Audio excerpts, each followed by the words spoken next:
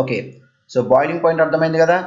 The temperature at which the liquid boils and at boiling point vapour pressure of liquid is equal to applied pressure on the liquid. Applied pressure అంటే outside pressure, vapour pressure అంటే gas molecules pressure. Okay, ఇప్పుడు ఇంకో case తీసుకుంటున్నాను. ఆ కేసులో liquids తీసుకున్న బేకర్లో and of course as usual vapour phase ఉంది. అవుట్ సైడ్ ప్రెషర్ ఎంత అంటే 1 atm, అది ఫిక్స్ అనమాట. అండ్ ఇప్పుడు నేను ఏం చేశాను అంటే some of the solute particles add చేశాను. Non volatile solute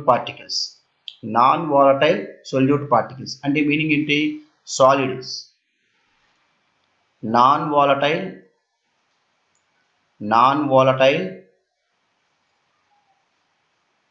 solute particles.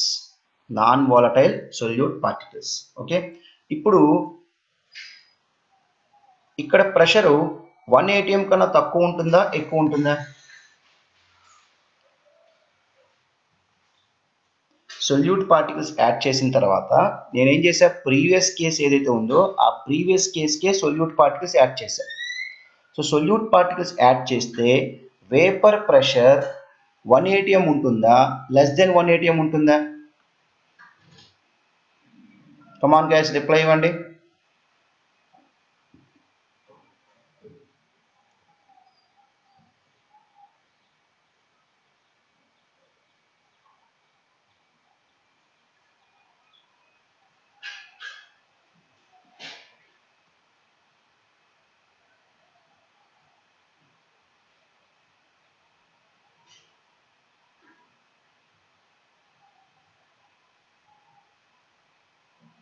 Very good.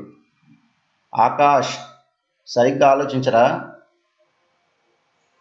So మీకు ఆల్రెడీ చెప్పాను నేను already, if we add non volatile solute to the solvent the vapour pressure of the solution decreases. So vapour pressure ఏమైంది? Less than 1 atm అయింది. ఇప్పుడు నేను ఏం చేస్తానంటే ఈ లిక్విడ్ని హీట్ చేస్తా. హీట్ చేస్తే ఏమవ్వాలి? బాయిల్ అవ్వాలి. హీట్ చేస్తే బాయిల్ అవ్వాలి. అయితే ఆ టెంపరేచర్ ఏదైతే ఉందో టెంపరేచర్ ఎక్కువ ప్రొవైడ్ చేయాలా, మనం తక్కువ ప్రొవైడ్ చేయాలా? ప్రీవియస్ కేసుతో కంపేర్ చేసుకుంటే ఫర్ ఎగ్జాంపుల్ ప్రీవియస్ కేసులో 100 డిగ్రీ సెల్సియస్ బాయిలింగ్ పాయింట్ అనుకుందాం, వాటర్ కాబట్టి ప్రీవియస్ కేసులో 100 డిగ్రీ సెల్సియస్ బాయిలింగ్ పాయింట్ అనుకుందాం. ఇప్పుడు water boiling point greater than 100 degree Celsius ఉంటుందా, లెస్ దెన్ 100 డిగ్రీ సెల్సియస్ ఉంటుందా?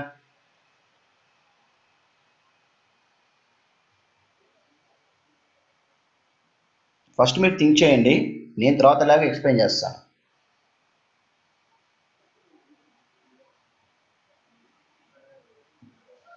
బాయిలింగ్ పాయింట్ డిఫైన్ చేసేది మాత్రం 1 atm ప్రెషర్ దగ్గరే.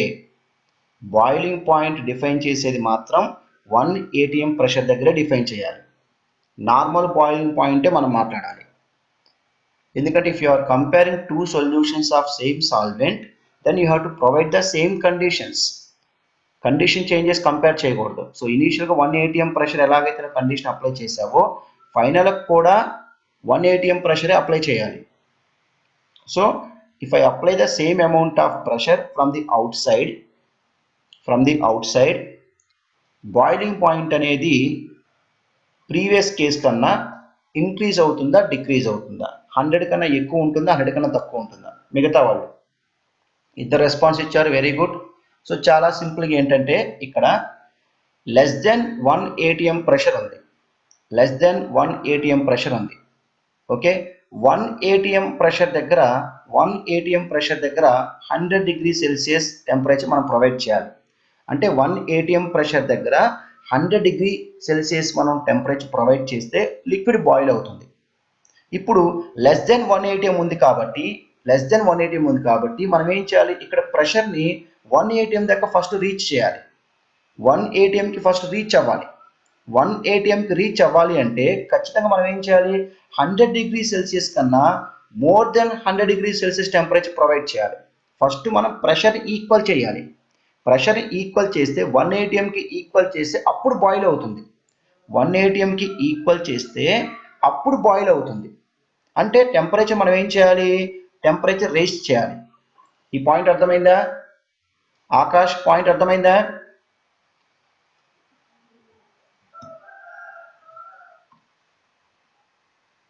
అఖిల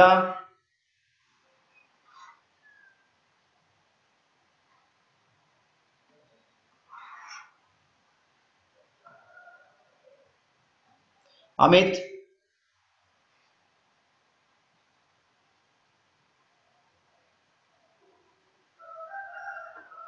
అమిత్ అర్థమైందా? అమితాశిష్ ఉన్నావా?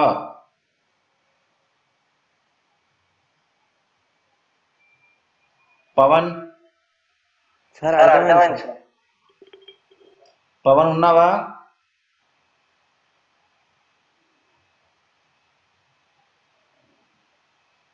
రే పవన్ ఉన్నావా? సార్ చార్ట్ డిజేబుల్ అయింది సార్. ఏంట్రా? చార్ట్ డిజేబుల్ అయింది. చిన్నగా మాట్లాడు. చార్ట్ డిజేబుల్ అయింది సార్. చాట్ డిజేబుల్ అయింది. అర్థమైందా? అర్థమైంది సార్. మీరు మ్యూట్ చేసుకోండి. నేను అడిగినప్పుడు మాత్రం అన్మ్యూట్ చేసుకోండి. మీరు మ్యూట్ చేసుకొని ఉంచుకోండి. Okay, anyway, so final conclusion ఏంటంటే చాలా సింపుల్గా ప్యూర్ లిక్విడ్కి boiling point TB naught. Pure లిక్విడ్కి boiling point TB naught. When it comes to solution అంటే non volatile solute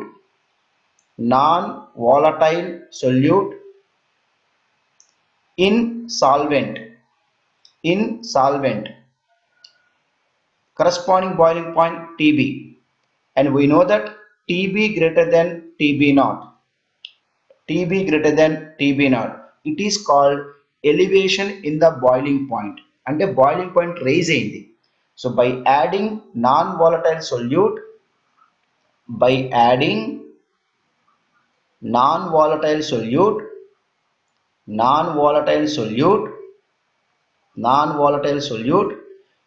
vapor pressure decreases. First ఇంతకు రాసుకోండి. రఫ్గా రాస్తూ ఉండండి. జస్ట్ వింటూ ఉంటే మళ్ళీ కష్టం. రఫ్గా రాసుకోండి. కాన్సెప్ట్ మైండ్కి ఎక్కించుకోండి. ఆ తర్వాత మీరు చదివేదాన్ని 10 సార్లు చదవండి. ఎన్సీఆర్టీ బుక్ అయినా, నేను వైలీ బుక్ అయినా ఏదైతే చెప్తున్నానో 10 టైమ్స్ చదవండి. మీరు క్యాంపస్కి వచ్చాక ఫస్ట్ ఇయర్ చదువుకోవాలి అనుకుంటే మాత్రం సెకండ్ ఇయర్ది మీరు కంప్లీట్ చేసుకుని ఇంటి దగ్గర ఉన్నది. లేకపోతే క్యాంపస్కి వచ్చాక నేను మళ్ళీ సెకండ్ ఇయర్ చెప్పాల్సి వచ్చింది అనుకోండి, మీకు టైం వేస్ట్. మరి choice is yours. Work finish చేసుకుంటే క్యాంపస్కి వచ్చాక సెకండ్ ఇయర్ టాపిక్ అయిపోద్ది, ఫస్ట్ ఇయర్ చెప్తా. వర్క్ ఫినిష్ చేయలేదా, క్యాంపస్కి వచ్చాక మళ్ళీ సెకండ్ ఇయర్ టాపికే చెప్తా. ఇంకా ఫస్ట్ ఇయర్ ఫినిష్ అవ్వదు. Before IIT exam first year finish అవ్వదు.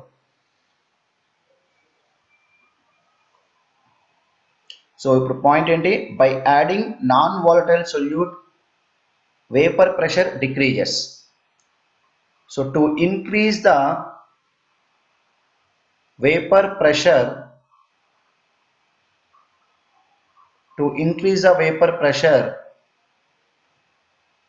we have to provide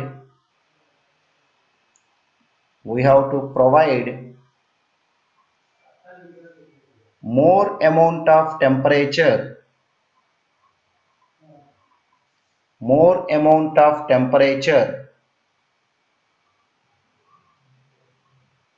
to boil.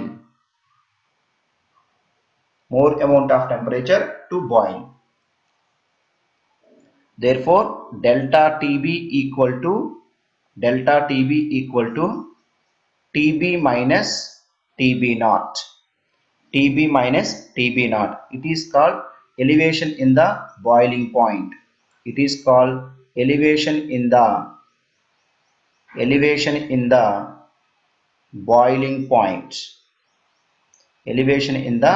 Boiling point.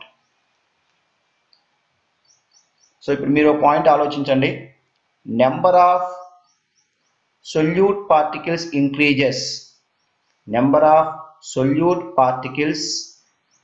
Increases TB value increase అవుతుందా డిక్రీజ్ అవుతుందా?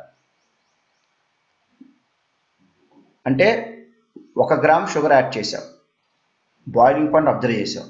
ఇప్పుడు 10 గ్రామ్స్ షుగర్ యాడ్ చేసాం, 10 గ్రామ్స్ షుగర్ యాడ్ చేసాం. 10 గ్రామ్స్ షుగర్ యాడ్ చేస్తే ఏమవుద్ది? Boiling point ఇంకా ఎక్కువ మనం ప్రొవైడ్ చేయాలా, ఎక్కువ ఎనర్జీ ప్రొవైడ్ చేయాలా, లేకపోతే తక్కువ ఎనర్జీ ప్రొవైడ్ చేయాలా?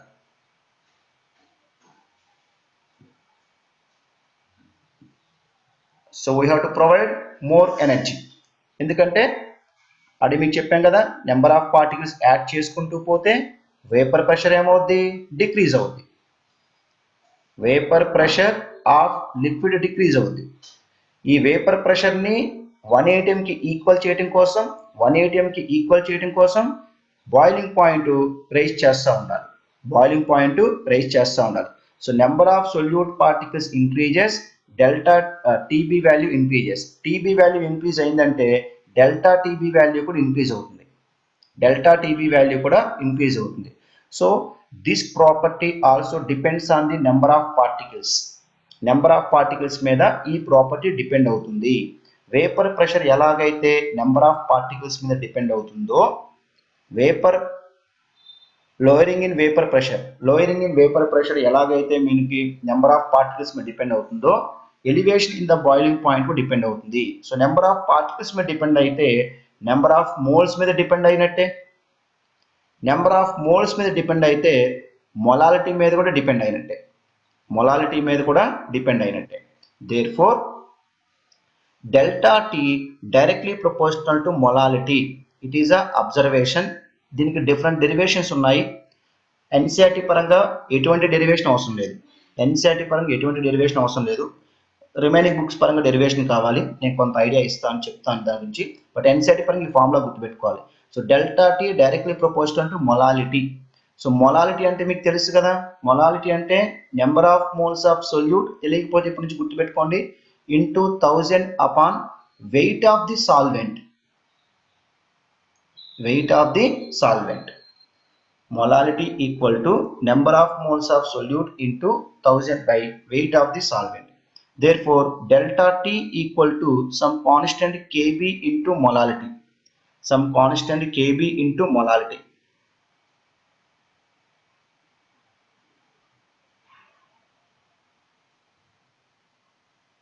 And this Kb is known as boiling point elevation constant. Boiling point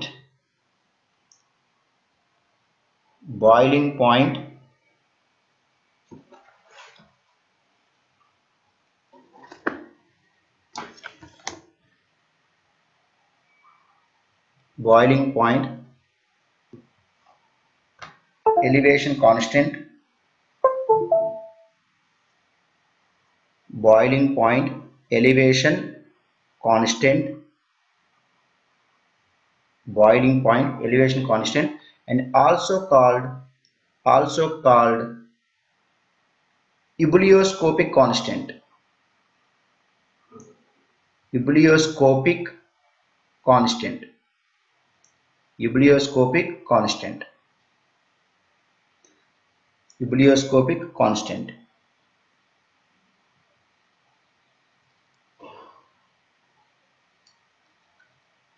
And Kb for water. Water కి గుర్తు పెట్టుకోండి. Kb for water 0.512. ఎన్సీఆర్టీలో ఏదైతే వాల్యూస్ ఉంటాయో అవన్నీ గుర్తు పెట్టుకోవాల్సిందే. ఎన్సీఆర్టీలో ఏదైతే వాల్యూస్ ఉంటాయో అవన్నీ గుర్తు పెట్టుకోవాల్సిందే.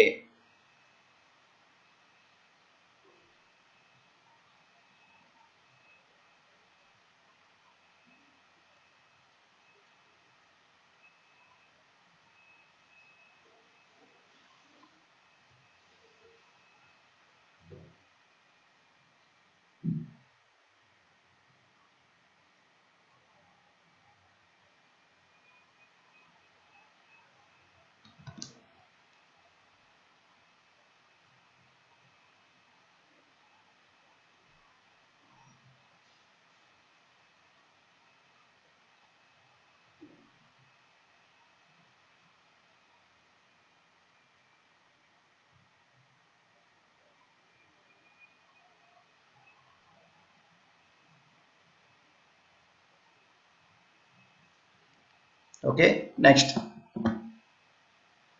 నెక్స్ట్ సో కేబీ అనేది కాన్స్టెంట్ అండ్ కేబీకి ఒక ఫార్ములా ఉంది. ఆ ఫార్ములా కూడా డెరివేషన్ ఉంటుంది యాక్చువల్గా. బట్ మనకి యాక్చువల్గా ఎన్సీఆర్టీ ప్రకారం తీసుకుంటే ఐఐటి పరంగా అయినా డెరివేషన్ అడగడు. బట్ మీ సాటిస్ఫాక్షన్ కోసం నేను at the end of the chapter నేను చెప్తాను. ఎందుకంటే ఫస్ట్ సిలబస్లో ఉన్న దాన్ని కంప్లీట్గా నేర్చుకుంటే సిలబస్లో లేని దాన్ని తర్వాత నేర్చుకోవచ్చు.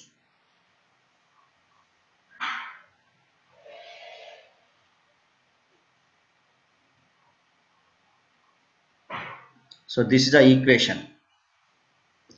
సో ఆర్ అంటే గ్యాస్ కాన్స్టెంట్. ఐడియల్ గ్యాస్ ఈక్వేషన్లో గ్యాస్ కాన్స్టెంట్ ఉంటుంది కదా, ఆర్ అంటే గ్యాస్ కాన్స్టెంట్. సో టీబీ అంటే TB naught square. TB naught boiling point of solvent. Boiling point of solvent. Boiling point of solvent. Next delta H vaporization. Enthalpy of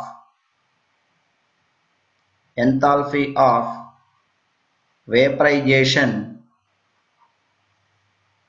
Enthalpy of vaporization for solvent. Enthalpy of vaporization for solvent. And M solvent is molecular weight of solvent. Molecular weight of solvent. Molecular weight of solvent. So formula ఏంటి మనకి? Delta TB equal to KB into molality. KB into molality. Delta TB equal to KB into molality. therefore delta TB KB equal to delta TB upon molality. Delta TB upon molality. So when KB equal to delta TB upon molality, delta TB upon అంటే maths పరంగా తీసుకుంటే del of delta TB upon del of molality and m tending to 0. So KB అంటే basic ఏంటంటే molality tending to 0. ఎప్పుడైతే molality 0 అయిందో, మీరు ఆలోచించండి ఒకసారి. మొలాలిటీ 0 అంటే మోల్స్ 0. మోల్స్ 0 అంటే number of solute particles 0. Number of solute particles 0 అంటే ప్యూర్ లిక్విడ్, అంటే solvent, pure solvent. And which is equal to R TB naught square into molecular weight of solvent upon 1000 into delta H of vaporization. So this is a KB value. అంటే KB value solute మీద depend అవుతుందా? KB value solute మీద depend అవుతుందా? Depend అవ్వదు. ఎందుకంటే KB value మనం define చేసేది molality tending to 0 దగ్గర. therefore KB depends only on solvent. Depends only on solvent, not on solute. Solute మీద డిపెండ్ అవ్వదు, సాల్వెంట్ మీద డిపెండ్ అవుతుంది.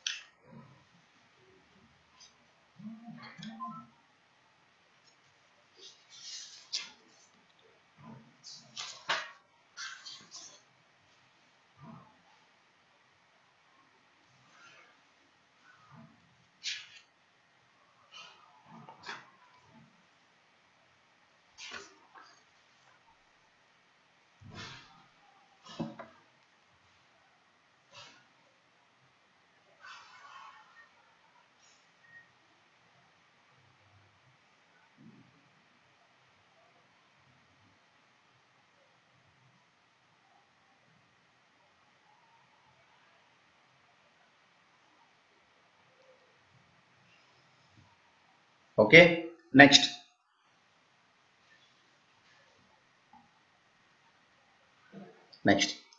సో ఇప్పుడు నేను షుగర్ పార్టికల్స్ తీసుకున్నాను అనుకోండి.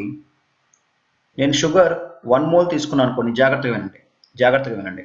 షుగర్ 1 మోల్ తీసుకున్నాను అనుకోండి. 6 × 10⁻23 పార్టికల్స్ ఉంటాయి. అదే నేను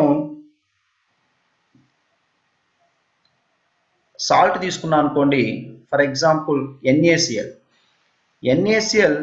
1 మోల్ తీసుకుంటే 1 మోల్ Na+ ఉంటుంది. జాగ్రత్తగా వినాలి. 1 మోల్ Na+ ఉంటుంది అండ్ 1 మోల్ Cl- ఉంటుంది. అంటే నెంబర్ ఆఫ్ పార్టికల్స్ ఎన్ని అయినాయి? 2 × 6 × 10⁻23 అయింది. నెంబర్ ఆఫ్ పార్టికల్స్ ఎన్ని అయినాయి? 2 × 10⁻23. సో ఫస్ట్ కేసు ఏమంటారంటే నాన్ ఎలక్ట్రోలైట్ అంటారు. నాన్ ఎలక్ట్రోలైట్ అంటే అయాన్స్గా విడిపోలేదు. సెకండ్ కేసు ఏంటంటే ఎలక్ట్రోలైట్ అంటారు. షుగర్ కేసులో ఫార్ములా ఏం రాయొచ్చు అంటే ΔTB సింప్లీ KB × మొలాలిటీ రాయొచ్చు. బట్ NaCl కేసులో అలా కాదు. ΔTB ΔTB1 ప్లస్ ΔTB2 రాయాలి. ΔTB1 plus ΔTB2.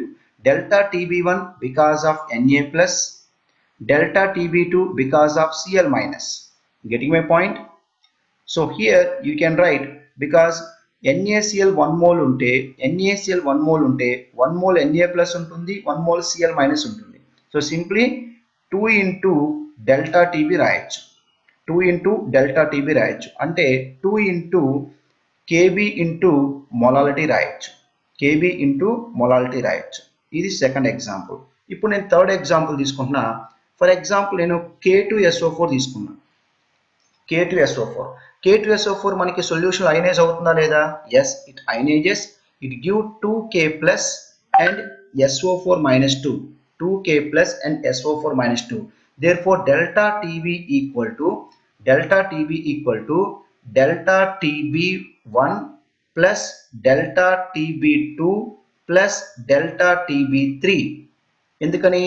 ΔTB1 because of first K+, ΔTB2 because of second K+, ΔTB3 because of SO4 -2. ఈ పాయింట్ అర్థమైందా? అర్థం కాకపోతే మెసేజ్ పెట్టండి, వెంటనే మెసేజ్ పెట్టాలి. ఎన్ని పార్టికల్స్ ఉన్నాయో అన్ని కౌంట్ చేయాలి. షుగర్లో అయనైజ్ అవ్వదు. షుగర్ పార్టికల్స్ సపరేట్ అవుతాయి. NaCl అలా కాదు. NaCl సపరేట్ అయిపోయి మళ్ళీ NaCl కూడా సపరేట్ అవుతుంది. Na+ గా Cl- సపరేట్ అవుతుంది. అందుకే మనం ఏం చేయాలి? ఇది కాలిగేటివ్ ప్రాపర్టీ. ఈ కాలిగేటివ్ ప్రాపర్టీస్ అనేవి సర్ఫేస్ ఏరియా మీద డిపెండ్ అవుతున్నాయి. నెంబర్ ఆఫ్ పార్టికల్స్ మీద డిపెండ్ అవుతున్నాయి. నెంబర్ ఆఫ్ పార్టికల్స్ మీద డిపెండ్ అయినప్పుడు మనం total number of particles count చేయాలి తప్ప NaCl ఒక మాలిక్యూల్గా కౌంట్ చేయకూడదు. ఇది ఏ కేసులో మాట్లాడుతున్నాం మనం? వాటర్ కేసులో. అంటే అయనైజ్ అవుతుందా లేదా క్వశ్చన్ బట్టి చూసుకోండి మీరు. అయనైజ్ అయితేనేమో NaCl కేసులాగా ఆలోచించండి. అయనైజ్ అవ్వకపోతేనేమో షుగర్ కేసులో ఆలోచించండి. ఇప్పుడు K2SO4 ఉంది, అయనైజ్ అవుద్ది. సో NaCl కేసులో ఆలోచిస్తాం. అంటే ఇక్కడ ఏం చేస్తాం? 3 × ΔTB రాస్తాం. ఇక్కడ ΔTB1, ΔTB2, ΔTB3 ఈ 3 ఈక్వల్ అవుతాయి values. Therefore 3 × ΔTB3, that means 3 × ΔTB. ΔTB place లో మనం ఏం రాయొచ్చు? KB × molality. ఒక్కొక్కసారి ఏం చేస్తారంటే ఈక్వేషన్ ని ΔTB = 3 × KB molality of K+ plus molality of K+ plus molality of SO4 -2 రాస్తారు. ఎందుకంటే sum of molalities equal to total molality.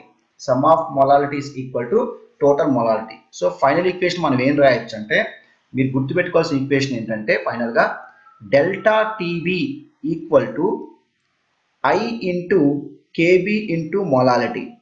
ఐకి ఒక పేరు పెట్టారు, దాన్ని ఏమంటారంటే వ్యాంటా ఫ్యాక్టర్ అంటారు. ఐకి ఒక పేరు పెట్టారు, that is called van't factor. And i అంటే బేసిక్గా దేన్ని ఇండికేట్ చేస్తుంటే నెంబర్ ఆఫ్ పార్టికల్స్ని ఇండికేట్ చేస్తుంది. నెంబర్ ఆఫ్ పార్టికల్స్ని ఇండికేట్ చేస్తుంది.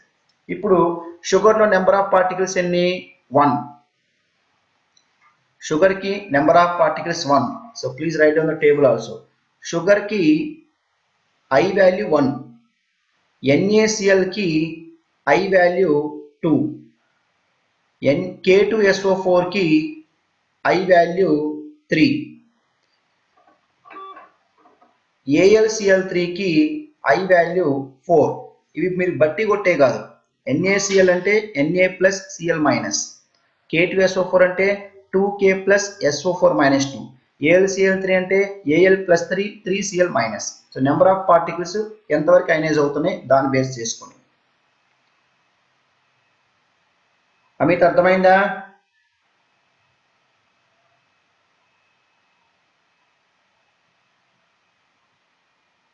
Yes sir.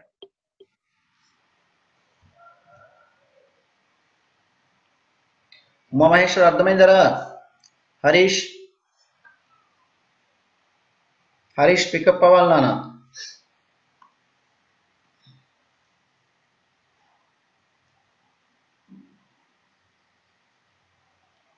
హరీష్ క్లాస్లో ఉన్నావా?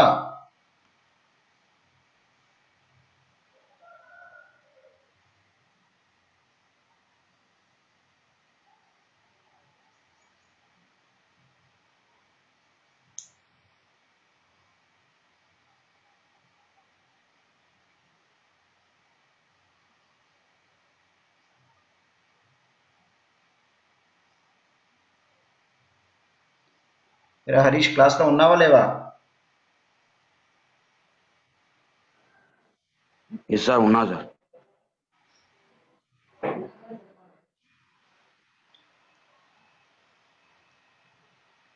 సో క్వశ్చన్ చేసే ముందు జాగ్రత్తగా క్వశ్చన్ చదవండి. ఓకే, ఒకవేళ సొల్యూట్ కనుక అయనైజ్ అవ్వకపోతే ఐ వాల్యూ 1, సొల్యూట్ అయనైజ్ అయితే అకార్డింగ్ టు అయనైజింగ్ తీసుకోవాలి.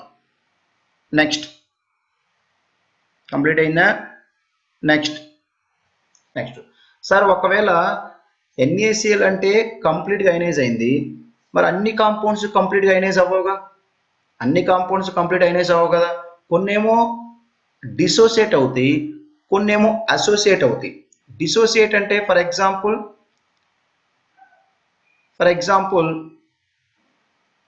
A2 అని ఒక మాలిక్యూల్ తీసుకున్నారు, ఇది 2Aగా మారిపోయింది. ఇనీషియల్గా ఏమో A2, ఎప్పుడైతే నేను సాల్వెంట్లో యాడ్ చేశానో 2Aగా మారిపోయింది. లేకపోతే నేను B మాలిక్యూల్స్ తీసుకున్నా, సో B మాలిక్యూల్స్ ఏమో అసోసియేట్ అయినాయి. సో B మాలిక్యూల్స్ ఏమో అసోసియేట్ అయినాయి, A మాలిక్యూల్స్ ఏమో డిసోసియేట్ అయినాయి. The first case is called dissociation.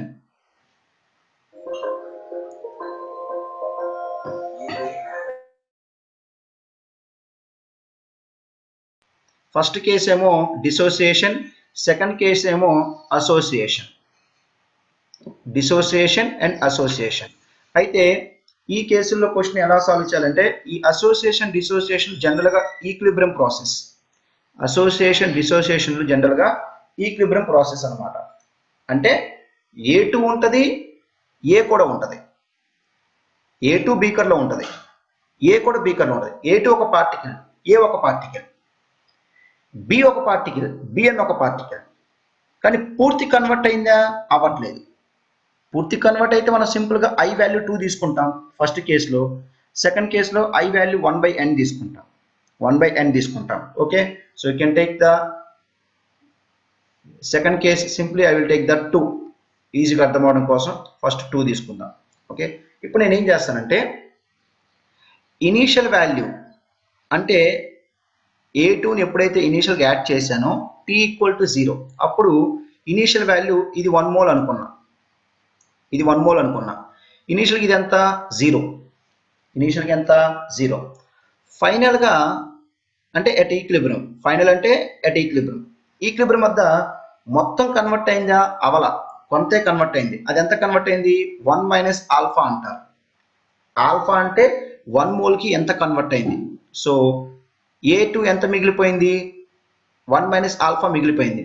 ఏ ఎంత కన్వర్ట్ అయింది, 2 ఆల్ఫా కన్వర్ట్ అయింది. అంతే కదా. ఇప్పుడు A2 ఒకటి తగ్గితే A2 పెరిగిద్ది. A2 2 తగ్గితే A4 పెరిగిద్ది. A2 ఆల్ఫా తగ్గితే A2 ఆల్ఫా పెరిగిద్ది. పాయింట్ అర్థమైందా? 1కి 2 కదా ఈక్వేషన్ ప్రకారం. ఇక్కడ 1, ఇక్కడ 2. సో 1కి 2, ఆల్ఫాకి 2 ఆల్ఫా. ఆల్ఫా తగ్గిపోయింది కాబట్టి 2 ఆల్ఫా పెరిగింది. ఇప్పుడు ఈక్విలిబ్రియం దగ్గర నెంబర్ ఆఫ్ పార్టికల్స్ ఎన్ని ఉన్నాయి? 1 minus alpha plus 2 alpha. So this is a I value. I value ఏంటి మనకి బేసిక్గా? I equal to number of particles. ఇప్పుడు నెంబర్ ఆఫ్ పార్టికల్స్ ఎన్ని? A2 పార్టికల్స్ ఎన్ని? 1 మైనస్ ఆల్ఫా. ఏ పార్టికల్స్ ఎన్ని? 2 ఆల్ఫా. ఓకే, 1 మోల్కి తీసుకుంటే. లేదు సార్, నేను సి మోల్స్ తీసుకుంటా అంటారు. సో సి మోల్స్ తీసుకుంటే నెంబర్ ఆఫ్ పార్టికల్స్ ఏంటి? ఇనీషియల్. సి మోల్స్ తీసుకుంటే ఇనీషియల్ C0. సి అనేది ఇనీషియల్ నెంబర్ ఆఫ్ మోల్స్ అనుకోండి. అండ్ ఫైనల్గా ఎంత? C minus C alpha. 1కి ఆల్ఫా అనేది ఎప్పుడు కూడా 1కే డిఫైన్ చేస్తారు.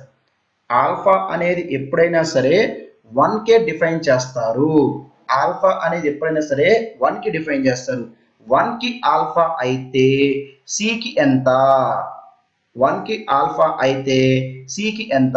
C minus C alpha. Okay, so ఈ ఆల్ఫాకు ఒక పేరు పెట్టారు, that is called degree of dissociation. ఈ ఆల్ఫాకు ఒక పేరు పెట్టారు, ఆ పేరేంటి? Degree of dissociation. ఈ డిసోసియేషన్ పదం, డిగ్రీ ఆఫ్ డిసోసియేషన్ పదం వచ్చినప్పుడు ఎప్పుడైనా సరే 1 మోల్కి డిఫైన్డ్.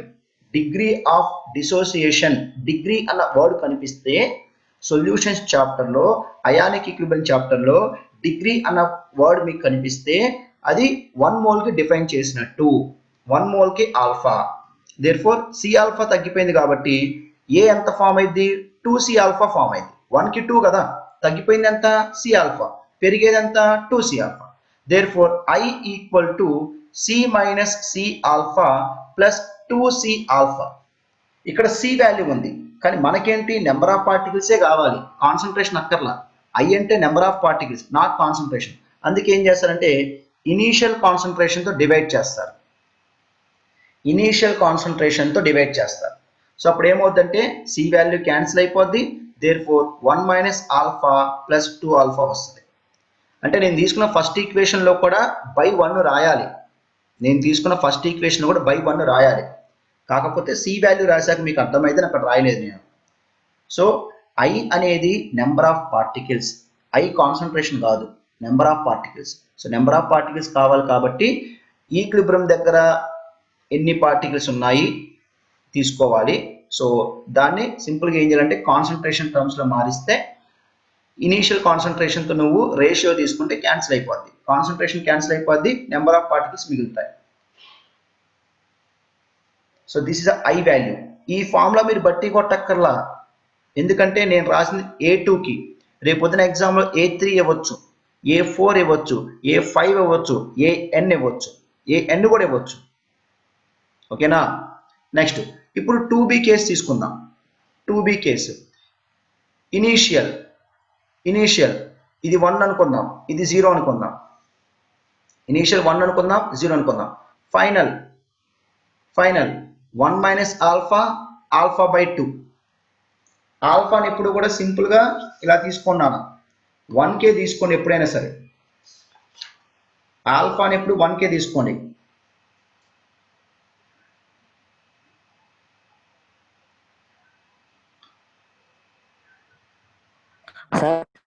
చెప్పినా ఇక్కడ ఇనిషియల్ గా 2 మోల్స్ ఉన్నాయి కదా సార్, అది స్టాయిషియోమెట్రిక్ కోఎఫిషియంట్ రా. ఈక్వేషన్ ఏం చెప్తుంది? 1 కన్వర్ట్ అయితే చెప్పింది. అది 2 పార్టికల్స్ 1 పార్టికల్ తీసుకోవచ్చు, 2 మోల్స్ 1 మోల్గా తీసుకోవచ్చు. నువ్వు ఓకే సార్, అర్థమైందా? Yes sir. అది స్టాయిషోమెట్రిక్ కోఎఫిషియంట్. ఈక్వేషన్లో రాసేది మనం నెంబర్ ఆఫ్ మోల్స్ కాదు. దీన్ని ఎలా అర్థం చేసుకోవచ్చు అంటే 2 moles converting to 1 mole, 2 volumes converting to 1 volume, 2 pressures converting to 1 pressure. ఏ మీనింగ్లోనే తీసుకోవచ్చు ఈక్వేషన్ని. 2 1 కన్వర్ట్ అవుద్ది, అంతవరకు వాడు చెప్పేది. అది మోల్స్ తీసుకుంటావా, వాల్యూమ్ తీసుకుంటావా, ప్రెషర్ తీసుకుంటావా, నీ ఇష్టం. ఓకేనా? Yes sir. So therefore, so ఇనీషియల్గా 1 0 అనుకుంటే ఫైనల్గా ఎంతనా 1 minus alpha, alpha by 2. Therefore i equal to 1 minus alpha plus alpha by 2 upon 1. Initial value 1తో మల్టిప్లై డివైడ్ చేయాల్సిందే. అదే నేను సి టర్మ్స్లో తీసుకుంటే initial C 0 and final C minus C alpha and C alpha by 2. C alpha తగ్గితే alpha by 2 పెరిగింది. ఇక్కడ 2 1గా మారుతుంది, 2 1 బై 2గా మారిపోతుంది. ఇక్కడ 2 పార్టికల్స్, ఇక్కడ 1 పార్టికల్ మారిపోతుంది. సో 2 1గా మారిపోతే సి ఆల్ఫా ఎంతగా మారిపోతుంది? Therefore C alpha by 2. Simple. 2 1గా మారిపోతే సి ఆల్ఫా ఎంతగా మారిపోతుంది? 2 alpha by 2.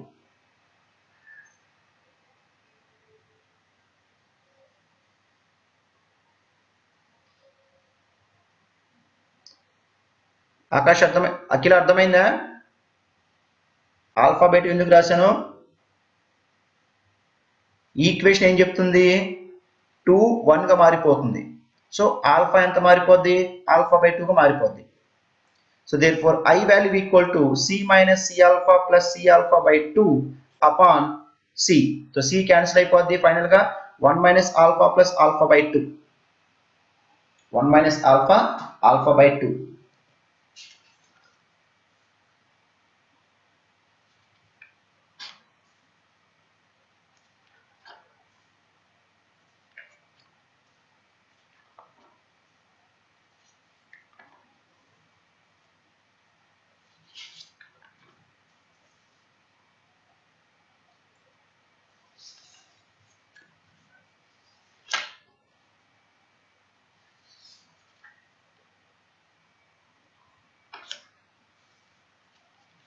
Okay, so elevation in the boiling point complete అయింది.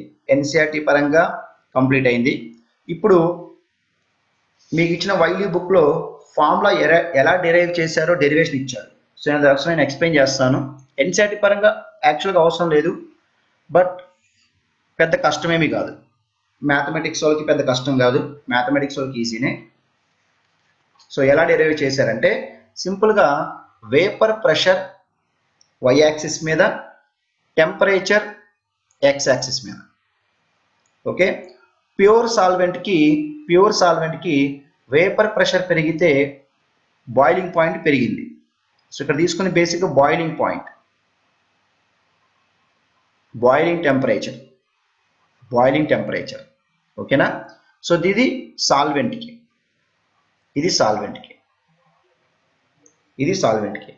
ఇప్పుడు సొల్యూషన్కి ఏమవుతుందంటే ఆటోమేటిక్గా సాల్వెంట్ కన్నా వేపర్ ప్రెషర్ తక్కువ ఉంటుంది.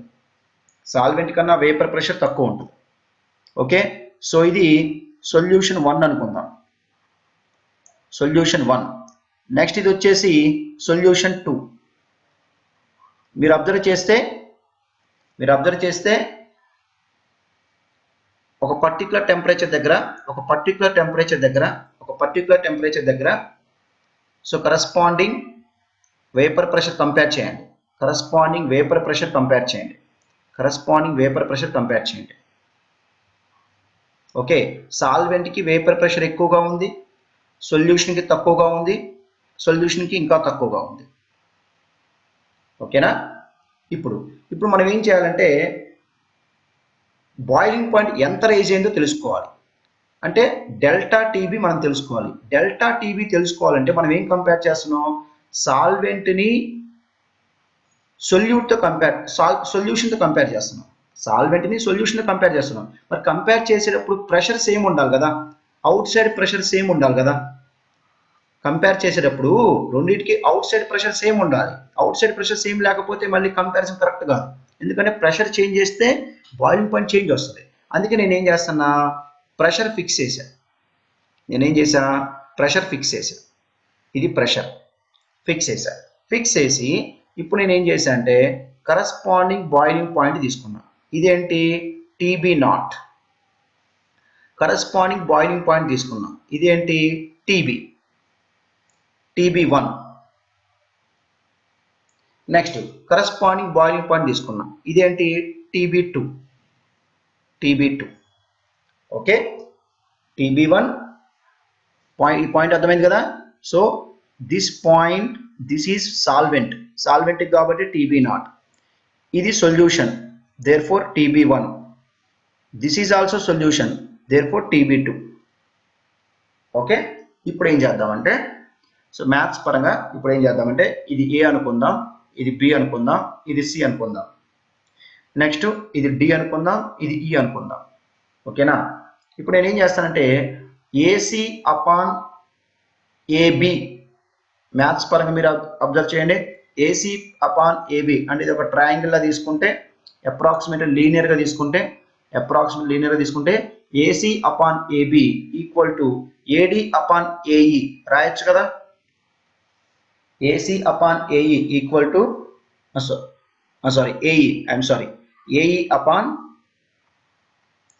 ఏఈ అపాన్ ఏడి తీసుకోవచ్చా.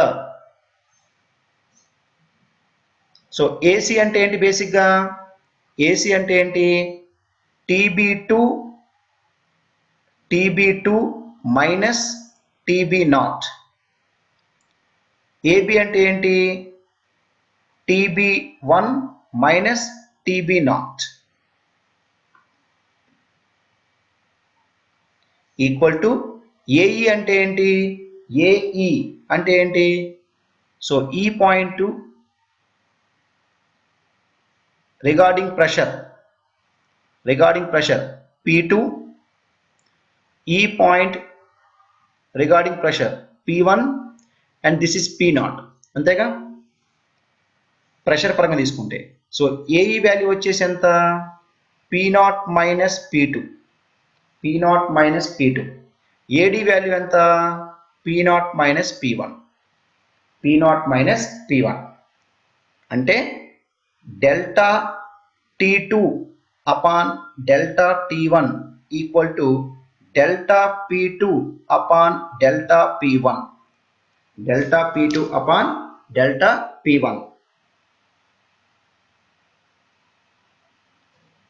ఓకే, సో ఇక్కడ ఫైనల్గా ఏంటంటే delta T directly proportional to delta P. ఇది మనకి ఈక్వేషన్ ప్రకారం అర్థమైంది. అయితే ఇప్పుడు డెల్టా పి అనేది మనం అబ్జర్వ్ చేస్తే ఇదే సొల్యూషన్కి lowering of vapour pressure P0 minus P1 upon P0 equal to mole fraction of solute. గుర్తుందా ఈ ఈక్వేషన్ మీకు? ఈ ఈక్వేషన్ గుర్తుందా? Relative lowering of vapour pressure గుర్తుందా?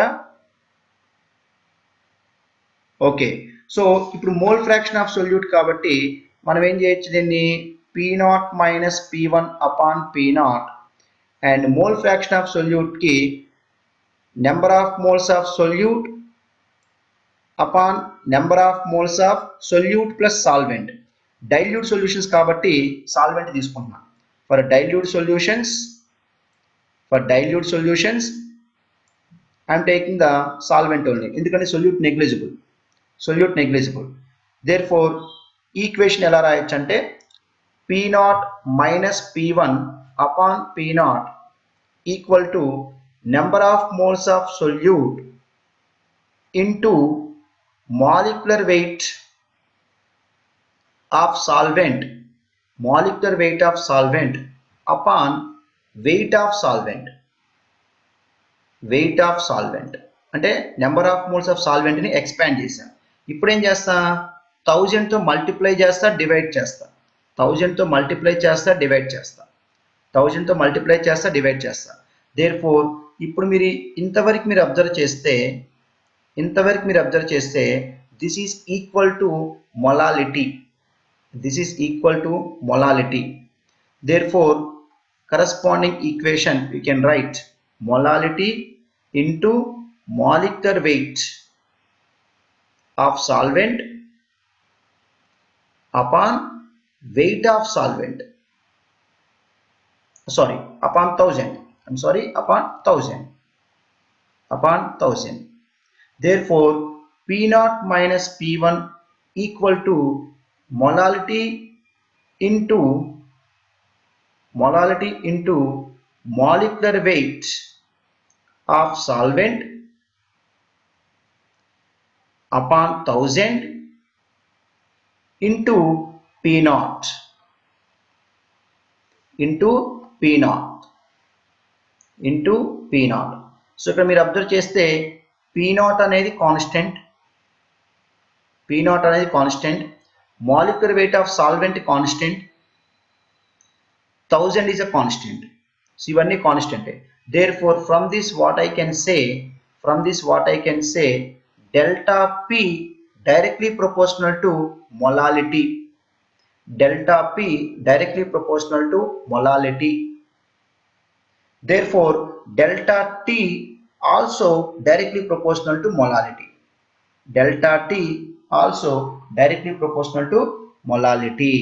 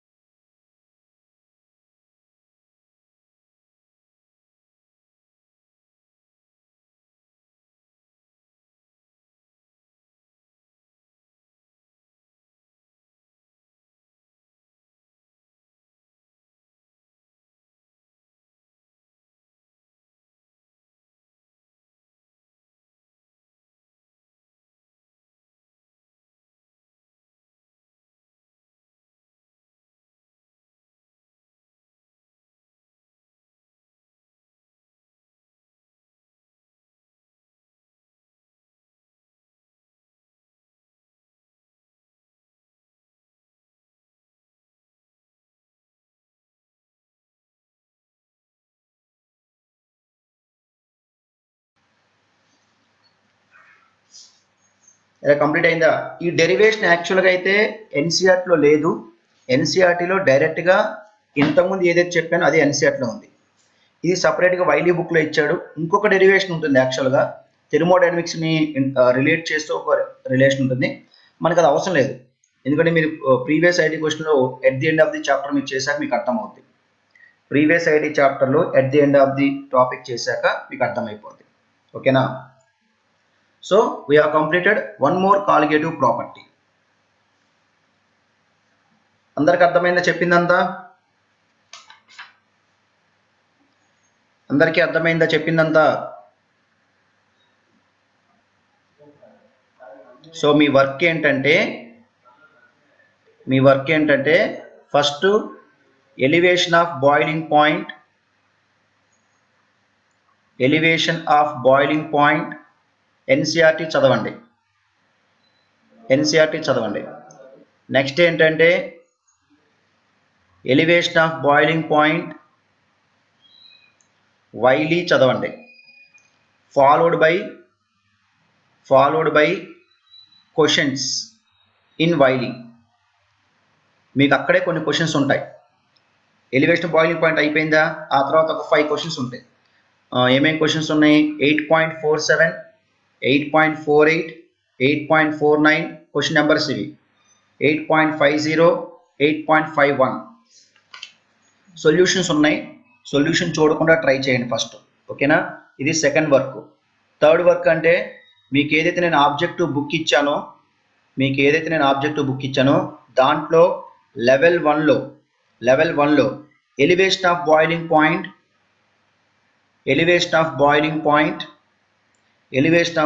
పాయింట్ క్వశ్చన్స్ ఉంటాయి. హెడ్డింగ్ పెట్టి దాని కింద క్వశ్చన్స్ ఉంటాయి. సో క్వశ్చన్ నెంబర్స్ ఒకసారి చూస్తాను నేనే.